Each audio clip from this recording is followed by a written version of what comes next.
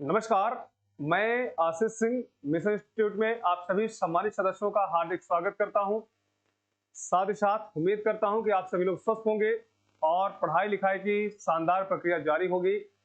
आप सभी लोग ज्यादा से ज्यादा दोस्तों वीडियो को शेयर करिए, लाइक करिए, जिससे कहीं ना कहीं हमारा भी मनोबल बढ़ता जाए। आप देख रहे हैं कि आप लोगों के लिए संस्था की तरफ से लगभग प्रैक्टिस सेट 63 चल रहा है।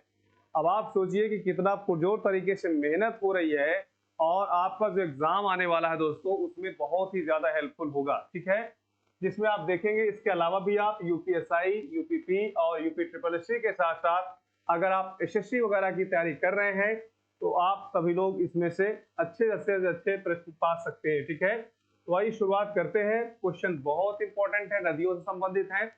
क्वेश्चन है, प्रायद्वीपीय भारत की सबसे बड़ी नदी कौन सी है?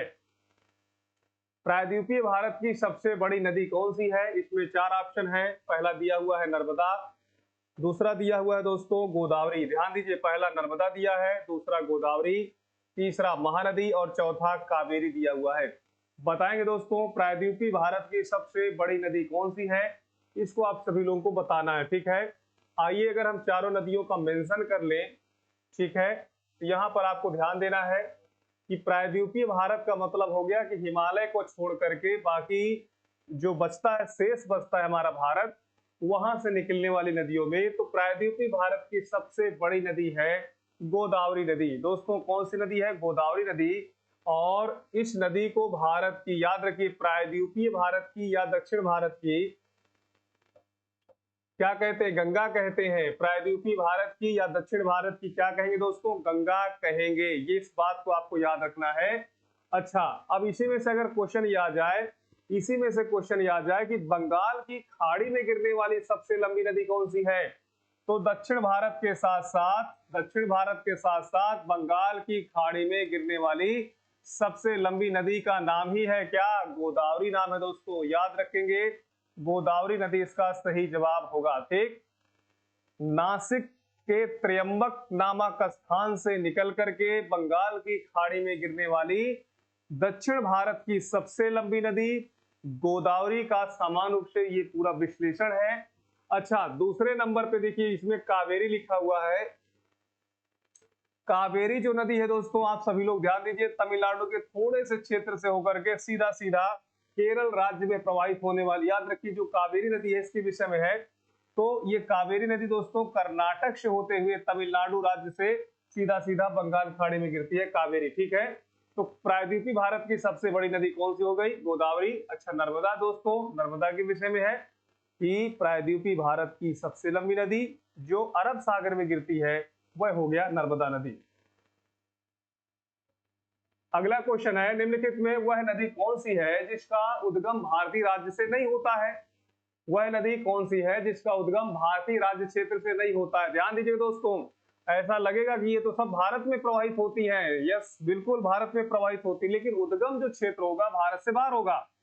तो गोदावरी दिया है, झेलम दिया है, रावी दिया है और घाघरा दिया है। दोस्तों अगर गोदावरी का उद्गम क्षेत्र देखें तो आपको नासिक, याद रखेंगे, महाराष्ट्र के नासिक से निकलती है, ये तो भारत में ही हो गया। अच्छा, झेलम की बातचीत करें दोस्तों, झेलम नदी वेरीनाग झील से निकलती है। वेरीनाग झील जम्मू कश्मीर में स्थित हो गया, तो ये भी भारत का ही मामला हो गया। अच्छा, रावी दिया हुआ है दोस्तों, रावी नदी रोहतांग दर्रा, रावी नदी रोहतांग दर्रा दोस्तों हिमाचल प्रदेश से संबंधित हो गया। ठीक है, तो ये तीनों नदियां दोस्तों क्या हो गई? भारतीय क्षेत्र से निकल रही हैं। लेकिन जो घाघरा नदी है दोस्तों, ये नेपाल से निकलती है। कहां से निकलती है? नेपाल से निकलती है, अर्थात भारतीय क्षेत्र से बाहर हो गया। तो डी विकल्प को सभी लोग सही करेंगे। हालांकि घाघरा नदी नेपाल से निकलने के पश्चात आप देखेंगे किस प्रकार से बिहार जैसे राज्य में प्रवाहित होती है, ये बात अलग है। लेकिन जो इसका उद्गम क्षेत्र है, ओरिजिन पॉइंट है, that is belongs to the country of Nepal. Nepal से जो कहीं ना कहीं संबंधित रखता है। तो क्वेश्चन नंबर दूसरे का डी विकल्प सही हुआ। अगला क्वेश्चन है, निम्नलिखित में वह कौन सी, याद रखिए, निम्नलिखित में वह कौन सी नदी है जिसका उद्गम भारतीय क्षेत्र में नहीं है? देखिए दूसरा क्वेश्चन आ गया इसी तरह का। अब बताइए, महानदी है, ब्रह्मपुत्र है, रावी है, चेनाब है। एक दफा तो आप सभी लोगों को लगेगा कि ये तो सब भारत की ही नदियां हैं, लगभग लगभग ये सभी भारत से ही निकलती हैं, लेकिन ऐसा नहीं है। यहाँ पर आपको ध्यान देना होगा कि जो महानदी है दोस्तों, महानदी का उद्गम तो भारत से होता है, ठीक है। राय याद रखिए, रायपुर पठार हो गया, ये तो चलो ठीक है, छत्तीसगढ़। अच्छा, ब्रह्मपुत्र की बातचीत करें, सिंधु नदी की बातचीत करें और सतलज नदी की बातचीत करें, ये ऐसी 3 नदियां हैं जो भारतीय क्षेत्र से बाहर, अर्थात भारतीय क्षेत्र में जो शामिल नहीं है, दूसरे देश में स्थित इसका उद्गम क्षेत्र है, और जहां पर इनका निकास होता है वो भी विदेश में ही है, अर्थात भारतीय क्षेत्र नहीं है, ठीक है। तो इन 3 नदियों के विषय में आपको ध्यान रखना पड़ेगा, ठीक है। इनकी लोकेशन को कुछ इस प्रकार से आप सभी लोग देख सकते हैं, जैसे ये हमारा देश हो गया दोस्तों। अब यहाँ पर आप देखें तो जो ब्रह्मपुत्र नदी है कुछ इस प्रकार से होते हुए इस प्रकार से दोस्तों कहां पर, बंगाल की खाड़ी में गिर रही है। अच्छा, जहां पर बंगाल की खाड़ी में गिर रही है वो बांग्लादेश वाला हिस्सा है। वो किस वाला हिस्सा? बांग्लादेश वाला हिस्सा है। और जहां से निकल रही है दोस्तों तो तिब्बत क्षेत्र हो गया। तिब्बत तो इस समय भारत में नहीं है ना भाई, इस बात को ध्यान में रखना पड़ेगा।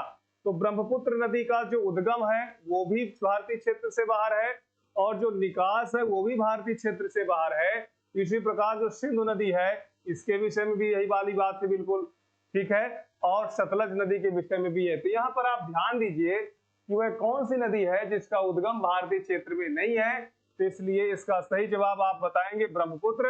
हालांकि महानदी, ब्रह्मपुत्र, रावी और चेनाब दिया हुआ है,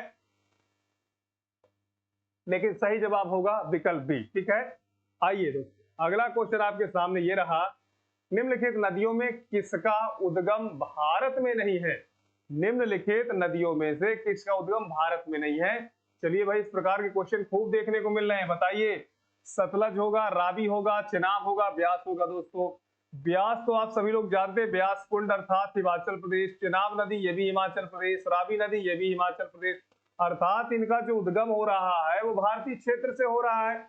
लेकिन यहाँ पर जो सतलज नदी है दोस्तों ये तिब्बत वाले क्षेत्र से निकलती है, इसलिए भारतीय क्षेत्र से उद्गम ना होकर के तो ये आपका विकल्प होगा ए, सतलज नदी इसके लिए सही जवाब होगा, ठीक है। आइए, उम्मीद है कि अब क्वेश्चन जो है अलग तरीके का पूछा जाएगा। यहाँ पर ध्यान दीजिए, निम्नलिखित में नर्मदा नदी के संबंध में सभी सही हैं। याद रखिए, सभी सही हैं। पहले तो लिख दिया, निम्नलिखित में नर्मदा नदी के संबंध में सभी सही है, सिवाय, एक शब्द लिखा है सिवाय। आइए, सिवाय का मतलब समझते हैं। इसका मतलब सब सही है, बस एक को याद रखें, सिवाय किसको, आइए समझते हैं। पहला लिखा है यह अमरकंटक के निकट से निकलती है। दोस्तों याद रखें, अमरकंटक के निकट से निकलती है। कौन सी नदी? नर्मदा के विषय में बातचीत की जा रही है दोस्तों। तो ये बात तो सही लग रही है भाई, अमरकंटक से नर्मदा नदी की बातचीत करें, नर्मदा हो गई। इसी प्रकार सोन नदी हो गई दोस्तों, ठीक है। ये नदियां जो है कहीं ना कहीं अमरकंटक क्षेत्र से निकलती है। दूसरा दिया है, इसके किनारे प्रसिद्ध महाकालेश्वर मंदिर है। इसके किनारे प्रसिद्ध महाकालेश्वर मंदिर है दोस्तों। जो महाकालेश्वर मंदिर है वह शिप्रा नदी के किनारे स्थित है दोस्तों। याद रखेंगे दोस्तों, शिप्रा नदी के किनारे स्थित है। ये बिल्कुल नर्मदा नदी पर नहीं है। याद रखिए, नर्मदापुरम की बातचीत करें, ठीक है। महाकालेश्वर जो मंदिर है वो नर्मदा नदी से संबंधित नहीं है। ये मार्बल रॉक्स के समूह के बीच में बहती। याद रखिए, मार्बल रॉक्स जो है जबलपुर में अगर हम जोग जाते हैं तो जबलपुर है, भेड़ा घाट है, देखिए कितना ज्यादा व्हाइट संगमरमर जो है, सफेद संगमरमर पाया जाता है, ठीक है। तो इस बात को आपको याद रखना है। इस नदी पर प्रसिद्ध सरदार सरोवर बांध बनाया गया है, ये भी बात सही है, प्रसिद्ध सरदार सरोवर बांध बनाया गया है दोस्तों। तो एक सही है, सी सही है, डी सही है, लेकिन बी सही नहीं है। तो ध्यान दीजिए, निम्नलिखित में नर्मदा नदी के संबंध में सभी सही है, सिवाय इसके किनारे प्रसिद्ध महाकालेश्वर मंदिर है। महाकालेश्वर मंदिर शिप्रा नदी के किनारे स्थित, ना कि नर्मदा नदी। आइए दोस्तों, अगला क्वेश्चन है, निम्नलिखित में कौन सी नदी कृष्णा नदी की सहायक नदी नहीं है? कृष्णा नदी की सहायक नदी नहीं दोस्तों, तुंगभद्रा दिया है, माल प्रभा दिया है, घाट प्रभा दिया है और अमरावती दिया है। 4 विकल्प आपके सामने हैं। कृष्णा नदी की वैसे सबसे बड़ी जो सहायक नदी है उसका नाम है तुंगभद्रा नदी। याद रखेंगे, क्या नाम है दोस्तों? तुंगभद्रा नदी। और कृष्णा नदी के किनारे अमरावती शहर स्थित है। इस बात को भी आपको याद रखना है। अमरावती नाम का शहर स्थित है जो कहीं ना कहीं आंध्र प्रदेश की राजधानी है। ठीक, इसको भी बसाया जा रहा है, लेकिन अमरावती नाम की ऐसी कोई सहायक नदी नहीं है जो कृष्णा की सहायक नदी हो, क्योंकि अमरावती जिसकी सहायक नदी है उस नदी का नाम है कावेरी नदी। ठीक है, तो यहां पर आपको डी विकल्प को सभी लोग सही करेंगे। डी विकल्प इसका सही उत्तर होगा। अगला क्वेश्चन आपके सामने है, ध्यान दीजिए। क्वेश्चन है, लूनी नदी किसमें गिरती है? लूनी नदी का दोस्तों मुहाना कहां पर है? ध्यान दीजिए। सबसे पहली बात तो यह है कि लूनी नदी डायरेक्ट जाके समुद्र में नहीं गिरती। ठीक है, इस बात को याद रखिए कि लूनी नदी डायरेक्ट जाकर के समुद्र में नहीं गिरती है, इसलिए इस क्वेश्चन को पूछा गया है। ठीक, लूनी नदी दोस्तों आप सभी लोग जानते हैं राजस्थान में प्रवाहित होने वाली नदी है। राजस्थान में एक अजमेर, याद रखिए अजमेर जिला है, और उसी जिला में स्थित है दोस्तों पुष्कर झील। पुष्कर झील दोस्तों मेला भी जाना जाता है, लगता है इस नदी के, इस झील के आसपास। तो लूनी नदी यहां से निकलती है। अब इसके बाद इसमें लिखा है गंगा मुहाना, अर्थात जहां गंगा नदी गिरती वहां पर ये गिरती है। केरल का समुद्री तट है लूनी, कच्छ का रण वाले क्षेत्र में या फिर गोदावरी के मुहाने में गिरती है। तो याद रखिएगा कच्छ का जो रण है ये दलदली क्षेत्र है, it is the swamp of the Gujarat, और इसी स्वैम्प पर, इसी दलदल पर लूनी नदी विलुप्त हो जाती है। ये इसका सही उत्तर होगा। तो क्वेश्चन नंबर 7वें का सी विकल्प आप सभी लोग सही करेंगे। अगला क्वेश्चन है, नर्मदा नदी का अधिकांश भाग भारत के किस राज्य में बहता है? याद रखिए नर्मदा नदी का जो अधिकांश पानी होता है वो, या फिर सामान्य रूप से वो अधिकांश भाग किस राज्य में पड़ता है, बताइए दोस्तों। वैसे नर्मदा नदी को दोस्तों आप सभी लोग को याद रखना है कि मध्य प्रदेश और गुजरात, मध्य प्रदेश और गुजरात दो राज्यों की जीवन रेखा कही जाती है, इस बात को समझना है।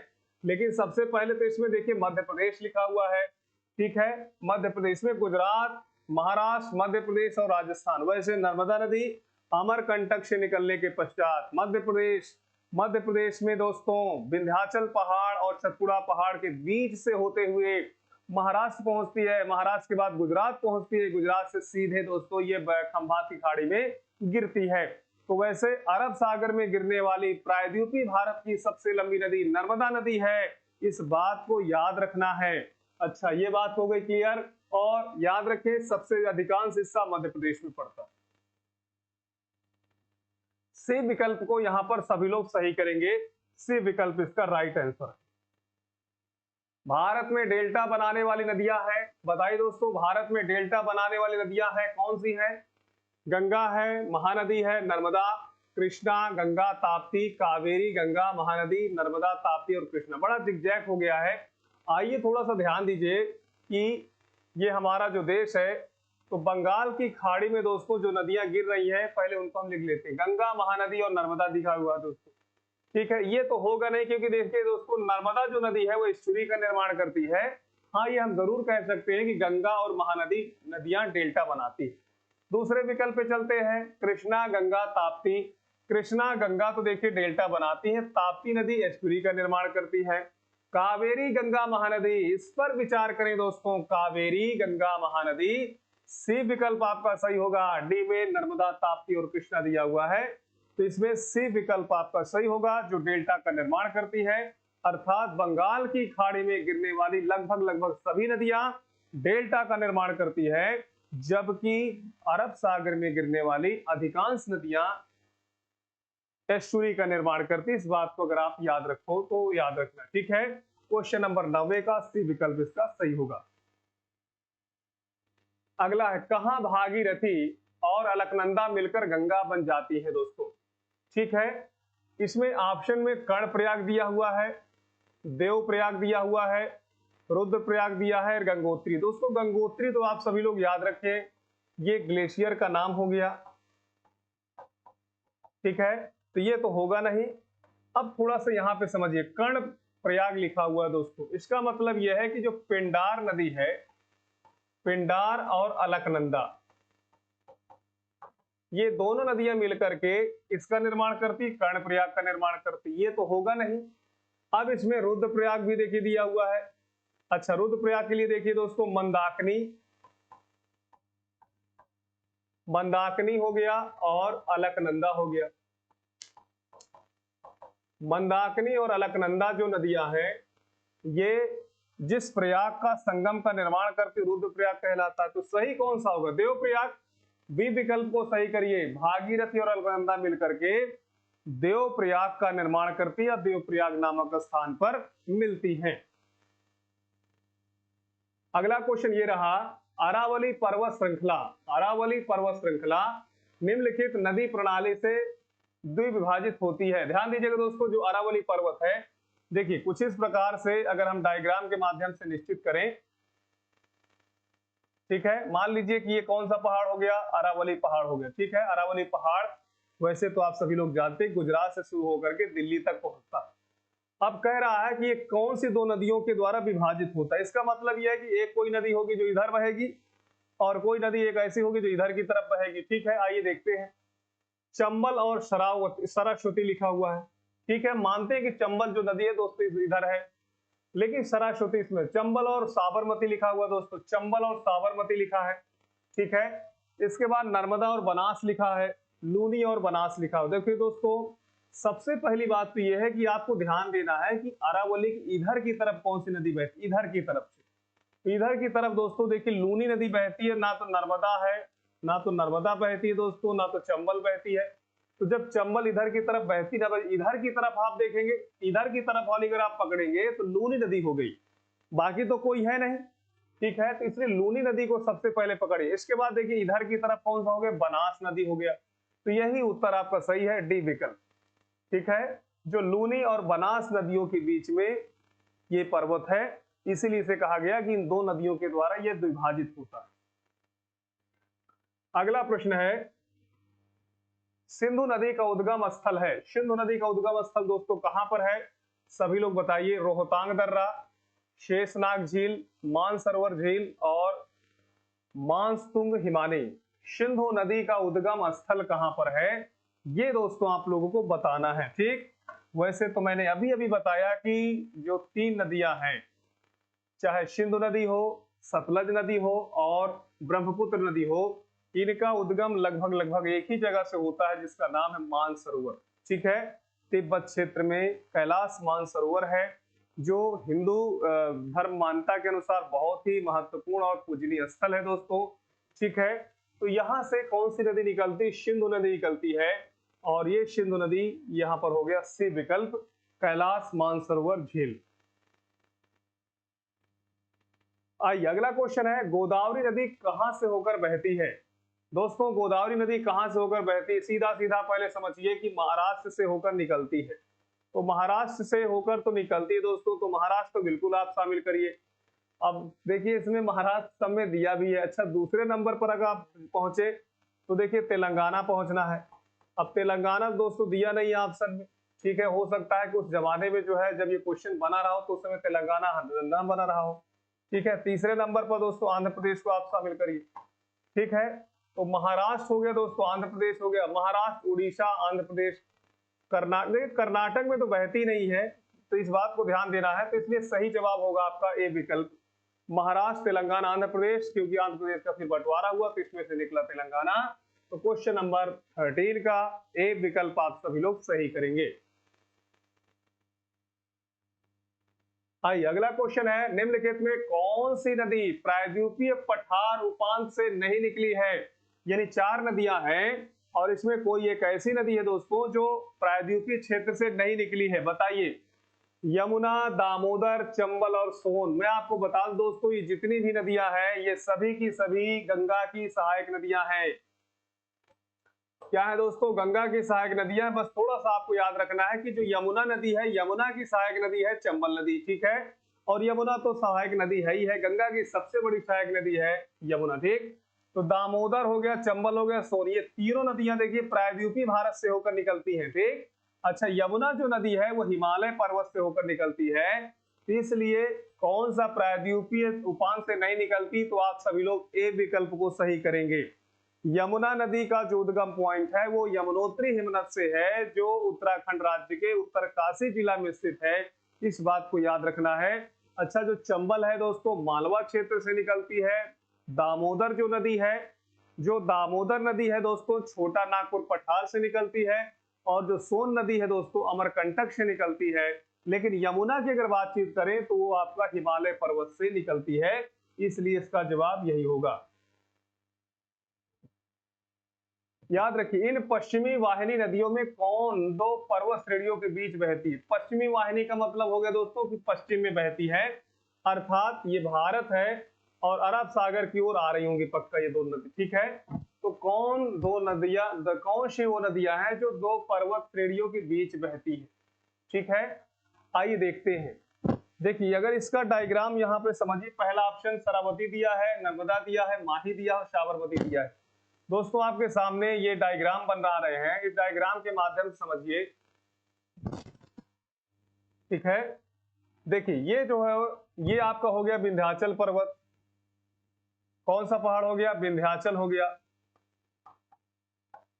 ठीक है। विंध्याचल के ऊपर ही देखिए मालवा पठार, अर्थात उत्तर में मालवा पठार मिल गया, बुंदेलखंड मिल गया दोस्तों, बुंदेलखंड हो गया और बघेलखंड हो गया, ठीक है। ये चार आपके सामने पठार रहे, विंध्याचल पर्वत हुआ।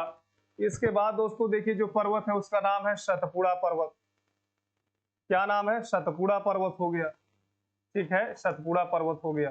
क्वेश्चन कह रहा है कि इन पश्चिम वाहिनी नदियों में कौन दो पर्वत श्रेणियों के बीच में बहती है? तो सबसे बड़ी बात यह है कि एक पर्वत ये हो गया, दूसरा पर्वत ये हो गया, और दो पर्वतों के बीच में बहने वाली जो नदियां पश्चिम की तरफ बहनी चाहिए।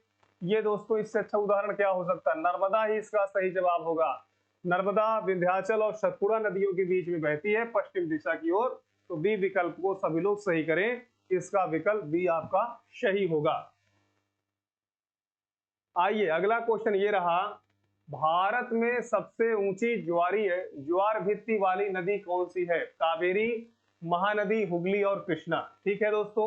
सबसे पहली बात तो यह है कि ये चारों की चारों जो नदियां हैं दोस्तों, ये बंगाल की खाड़ी में गिरने वाली नदियां, ठीक है ना। ध्यान दीजिएगा, यहाँ पर ही हुगली लिखा हुआ है, हुगली, ठीक है ना, हुगली, ठीक है। कावेरी लिखा है, महानदी लिखा है, इसी प्रकार से हुगली लिखा है और कृष्णा लिखा हुआ है। तो ऊंची जो ज्वार भित्ति है उसमें जो सही जवाब होगा दोस्तों कावेरी, महानदी, हुगली और कृष्णा। तो आप सभी लोग इसमें डी ऑप्शन को बताएंगे, डी विकल्प इसका सही जवाब होगा। हालांकि आप सभी लोग को याद रखना, अगर सबसे बड़ा जो डेल्टा क्षेत्र पूछे तो सुंदरबन डेल्टा है, जो गंगा और ब्रह्मपुत्र नदियों के द्वारा निर्मित हुआ है, ठीक है। आइए, नदियों को जोड़ने की योजना का प्रस्ताव, नदियों के जोड़ने की योजना का जो प्रस्ताव है वो किसके शासनकाल में रखा गया था? संयुक्त मोर्चा सरकार पहला विकल्प दिया है, राजग सरकार, यूपीए सरकार, और इनमें से कोई नहीं, ठीक है। क्वेश्चन नंबर 17वें का सही जवाब क्या होगा? तो याद रखिएगा दोस्तों, जो राजग सरकार है शायद इसी को दोस्तों हम लोग क्या कहते हैं? एनडीए सरकार कहते हैं, एनडीए सरकार कहते हैं, नेशनल डेमोक्रेटिक अलायंस कहते हैं। और इसमें 1999 में दोस्तों अटल बिहारी वाजपेयी इन घटक दलों के साथ प्रधानमंत्री देश के बने थे और उन्होंने ही नदियों के जोड़ने से संबंधित एक प्रस्ताव पारित किया था। हालांकि इसके बाद यूपीए गवर्नमेंट आ गई, यूनाइटेड प्रोग्रेसिव अलायंस दोस्तों, जिसमें सबसे बड़ी पार्टी कांग्रेस को आप देखेंगे। इस सरकार ने क्या किया कि इस जो है योजना को, इस प्रोजेक्ट को कहीं ना कहीं ठंडे बस्ते में रख दिया। तो प्रश्न यह है कि प्रस्ताव किसके शासनकाल में रखा गया था? तो यहाँ पर बी ऑप्शन को सभी लोग सही करेंगे। अगला प्रश्न है, निम्नलिखित नदियों में से कौन अपने मार्ग में परिवर्तन करने के लिए कुख्यात है? देखिए, मार्ग परिवर्तन के कारण ही बिहार का शोक कहते हैं दोस्तों, ठीक है। मार्ग परिवर्तन के कारण ही बिहार का शोक कहते हैं। तो यहाँ पर बी ऑप्शन को सभी लोग सही करेंगे, बी ऑप्शन सही है। कोसी नदी